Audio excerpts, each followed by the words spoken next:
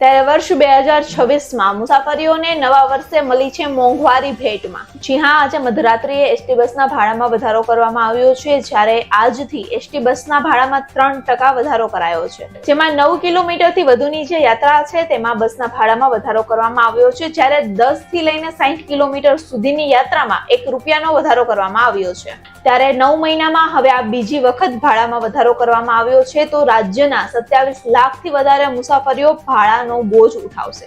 आ विषय तमारुं शुं कहेवुं छे कमेंट सेक्शन में जरूर जणावजो। चौगुले हम यहाँ आए थे गिरनार दर्शन के लिए।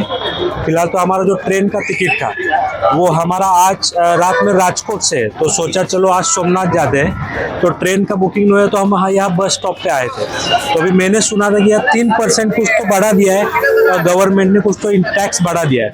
टैक्स बढ़ाने दो, टैक्स बढ़ाने से कोई दिक्कत नहीं, लेकिन 3% अगर टैक्स आप बढ़ा दो तो उसके मुकाबले जो भी सुविधा है, जैसे जो भी पैसेंजर अगर ट्रैवल कर रहा है तो उसकी साफ सफाई, स्वच्छता, इन चीज़ों पे भी ध्यान रखना चाहिए।